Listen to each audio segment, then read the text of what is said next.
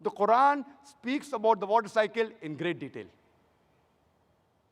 Who could have mentioned this in the Quran 14 years ago? No reply? Don't worry, continue. The Quran speaks about geology. The geologists say that the radius of the earth is 3,750 miles. The deeper layers are hot and fluid. The upper layer is a thin crust, hardly 1 to 20 miles in thickness. And there are high possibilities it will shake. It is due to the folding phenomena which gives rise to mountain ranges, which prevents the earth from shaking. Allah mentioned this in the Quran. It's mentioned in the Quran. In Surah Naba, chapter number 78, verse number 7 as well as 8, Allah says, وَالْجِبَالَ أَوْتَادًا. We have made the earth as an expanse and the mountains as pegs, which science has agreed today. A similar message is mentioned in Surah Anbiya, chapter 21, verse number 31, that we have placed on the earth mountains standing firm, lest it would shake with you. In the field of oceanology, previously we knew that there was two types of water, salt and sweet, but the Quran says in Surah Furqan, chapter 25, verse number 53, that it is He who has let free two bodies of flowing water, one sweet and palatable, the other salty and bitter. Though they meet, they do not mix. There is a barrier which is forbidden to be trespassed. We knew that there were two types of water, but what does the Quran mean there is a barrier which is forbidden to be trespassed? Today we know that whenever one type of water flows into the other type of water, it loses its constituents and gets homogenized into the water it flows. This homogenizing area is called as a barrier, a barzakh in the Quran. Quran mentioned this 14 years ago. Quran mentioned about biology. It's mentioned in Surah Anbiya, chapter number 21, verse number 30. وَجَعَلْنَا مِنَ الْمَاءِ كُلَّ شَيْءٍ أَفَلَا يُؤْمِنُونَ. We have created every living thing from water. Will you not then believe? Who could have believed in the deserts of Arabia that everything is made from water? Today science tells us that every living thing is made from water. There is a theory known as theory of probability, that if you make a wild guess, the chances you'll be right is depending upon what are the options. For example, if I toss a coin, head or tails, whatever reply you give, the chances you'll be right is 1 upon 2, 50%. Two options, chances you'll be right is 1 upon 2, 50%. If I toss a coin twice, the chances I'll be right both the times is 1 upon 2 into 1 upon 2, it is 1 upon 4, it is 25%. If I toss a coin thrice, the chances I'll be right all three times is 1 upon 2 into 1 upon 2 into 1 upon 2, it is 1 upon 8, 12.5%. If I throw a dice, the dice has got 6 sides. The chances if I make a wild guess it will be right is 1 upon 6. Now if you apply this theory of probability, that someone made a wild guess, for example, what is the shape of the earth? You can think of 10 things. Flat, square, rectangle, triangular, hexagonal, on and on, maybe spherical. The chances if you make a wild guess it is spherical, it will be right is 1 upon 10. If you ask a person, the light of the moon, is it its own light or reflected light? If he makes a wild guess, chances he'll be right is 1 upon 2. The chances that both are right, the shape of the earth and the light of the moon is not its own light, is 1 upon 10 into 1 upon 2 is 1 upon 20. That is 5%. All living creatures made of what? You can think of 1,000 things. Sand, iron, tin, wood, on and on, maybe even water. Chances you make a wild guess and one is right is 1 upon 1,000. Chances all three are correct.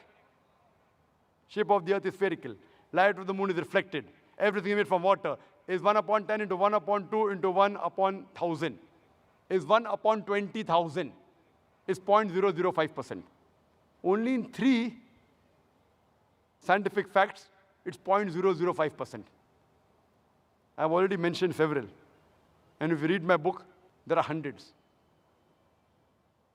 There are many things. Quran speaks about botany. In Surah Ra'd, chapter number 13, verse number 3, that all the fruits are created in pairs, in sexes male and female. Qur'an says in Surah Taha, chapter number 20, verse 53, that the plants are made in sexes male and female, which you came to know recently. In the field of zoology, Qur'an says the animals and the birds live in community like the human beings. In Surah Anam, chapter number 6, verse number 38, which we came to know recently. Qur'an speaks about the bee, that it can find its path, which we came to know recently. In Surah Nahl, chapter number 16, verse number 60 and 69.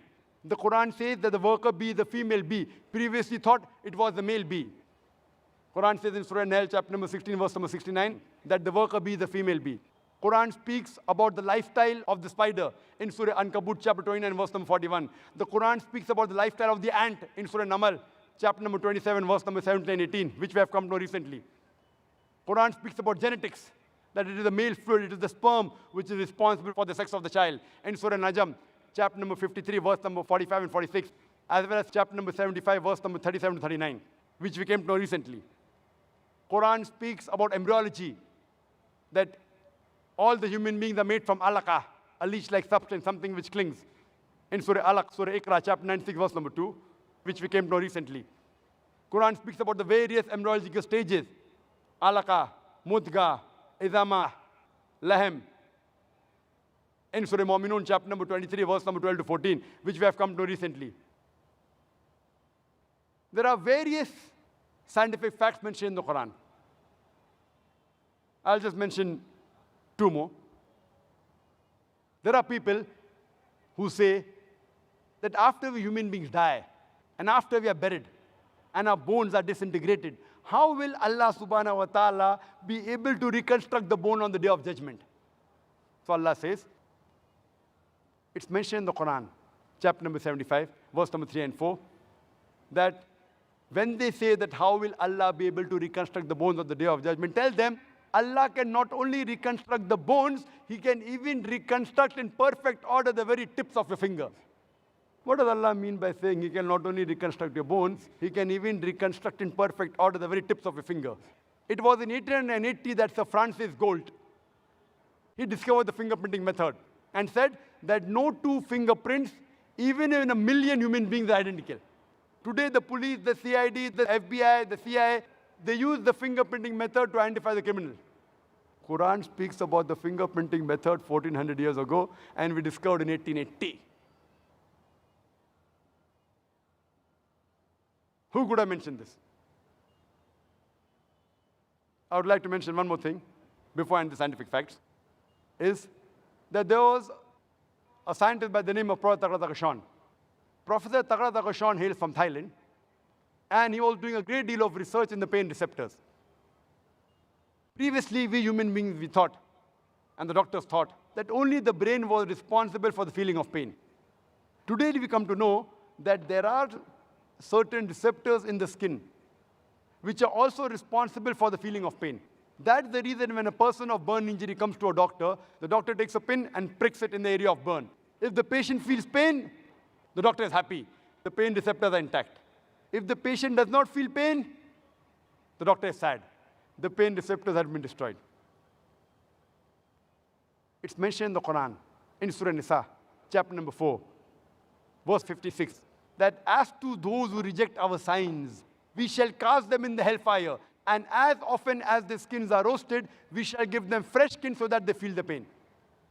Indicating there is something in the skin which is responsible for the feeling of pain. Imagine, Quran speaks about the pain receptors 1400 years ago. And Professor Tagra Tagashan, when he came to know this is mentioned in the Quran, in the 9th Medical Conference in Riyadh, in the conference itself, he said the Shahada and said, La ilaha illallah, Muhammad Rasulullah. There is no God but Allah, and Prophet Muhammad, peace be upon the messenger of Allah. So when you ask the atheist, who could have mentioned this in the Quran? The only reply he can give you is the same which he gave you earlier. It is the creator.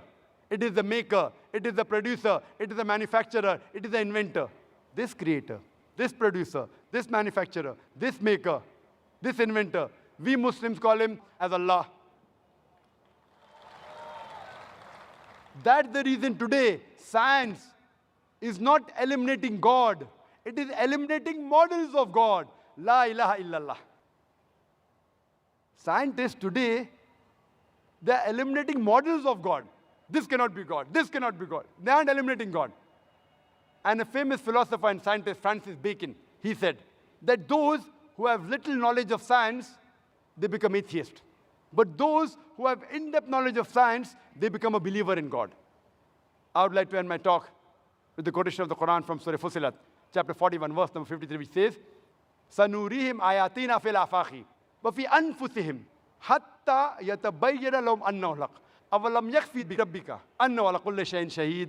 That soon we shall show them our signs into the furthest reaches of the horizons and into their souls, until it is clear to them that this is the truth. وَآخِرُ دَعْوَانَا الْحَمْدُ لِلَّهِ رَبِّ الْعَالَمِينَ.